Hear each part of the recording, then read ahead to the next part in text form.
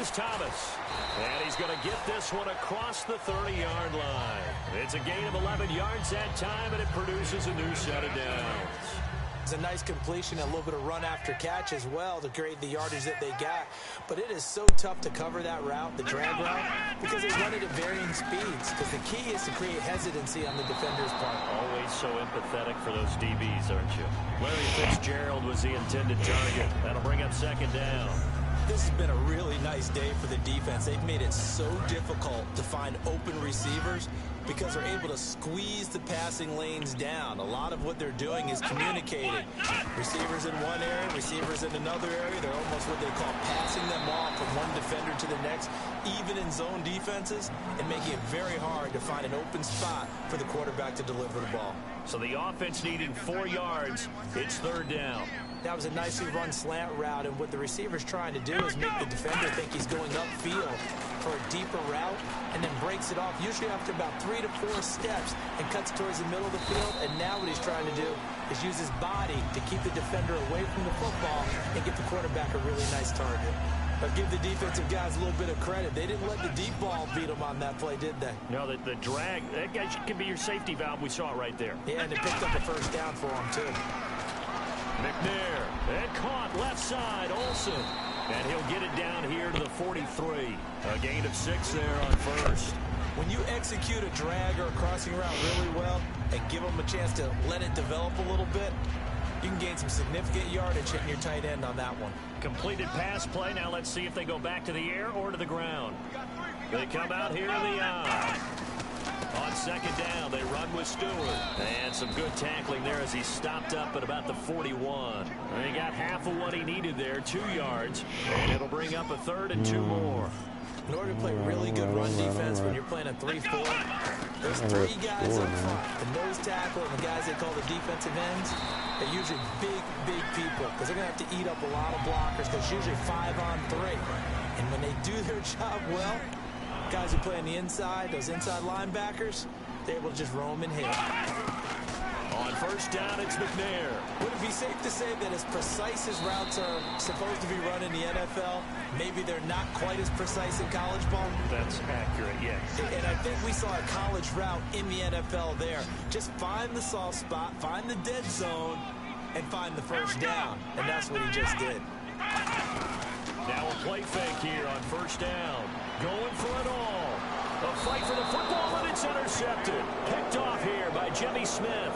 And a big turnover there as his guys will get the football back. Boy, what a turnaround. They exited the lockers with a nice lead, and now all of this. What's happened? So when you start to write your novel, you'll start out with, it was a tale of 2 halves, won't you? Hey, but I'm a bad writer. I don't know exactly what happened because sometimes teams can go in with a lead and get too comfortable, too relaxed, and a couple things go wrong, and it's hard to get back that good feeling. Back now in the East Bay. It's the Ravens in control of the football. They've also got the lead as we get set for the 4th.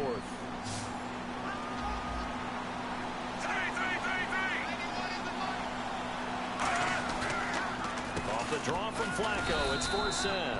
And nothing doing. He's immediately taken down at the line of scrimmage. It's a loss of a yard there, and now second down.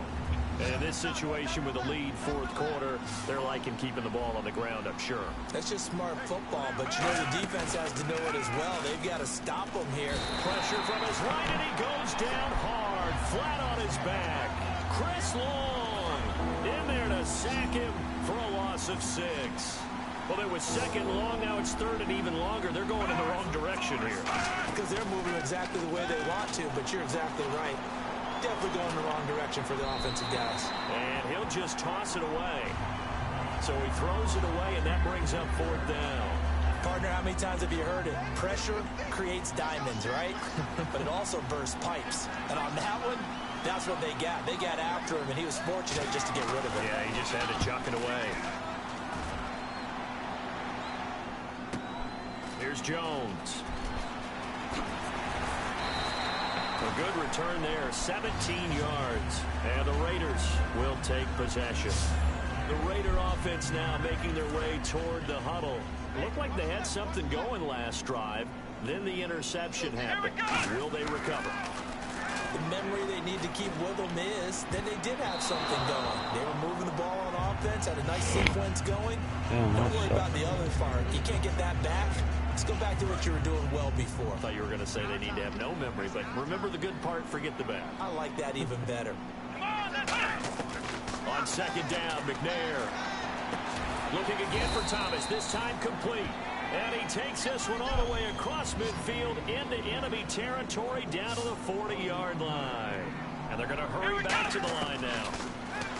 Now McNair. And he takes a shot on the release as this will be incomplete. The intended target that time was Jonathan Stewart. And now it's second down. Not too many things get to a quarterback of this magnitude, but I think it's safe to say that pressure can get to any quarterback. Now, he's obviously a great franchise quarterback, but felt the pressure, threw it incomplete. And his throw is going to be incomplete. Dez Bryant, the intended receiver, and it's third.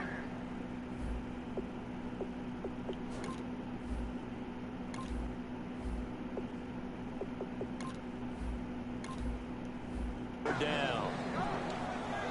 And the offense looking to pick up the first down after the second down incompletion. So here we go now. An extra defensive back in there on 3rd and 10. Here's McNair. And he couldn't hang on to it through the contact. Get incomplete. the fuck out of here, man. We know it's not an easy job to go out and catch passes when people are trying to tackle Pool. you and knock the ball away. Pool. But the bottom line is, that's a pass he's got to have and a pass he should have caught. Their already slim hopes are going to ride on this one. They'll go on 4th down. Got to try it here. He's back to throw. And this is caught. Demaryius Thomas. And he gets this one all the way down inside the 15, just shy of the 10. Time for a break. We'll come back and see this one out after this. So it's Raider football as we get you reset. And let's see what they've come up with offensively after having time to talk it over. To throw, McNair. And that's going to be caught for a Raider touchdown. Justin Hardy, an 11-yard touchdown. And the Raiders get a score closer. And that touchdown puts us in a position to have a discussion, doesn't it? Now it'll be a 2-score game after the conversion. Yeah, I mean, there's no doubt with a 2-score game they're going to have to onside kick it. We'll just see if they've got a miracle up their sleeve. And you wonder what onside kicks they're going to use and in what sequence if they hope to have a chance to win this game. 2 scores down, 3 timeouts left. Still a chance if they can somehow get this one back. And this one recovered by the hands team for the Ravens. They knew they needed a miracle. They had to have that onside kick. They didn't get it. Well, as we knew, even before they put the toe to the leather on that one, their chances of getting that done, slim and none. And I do believe we saw Slim just leave the door, didn't we? We did indeed. I think we're down to none. On 1st down, this is 4th down. Just a yard on the pickup there, and it'll bring up a 2nd and 9. Tough day. Tough sledding right there, and it's been that way the entire game. Not a whole lot of room to ramble for him.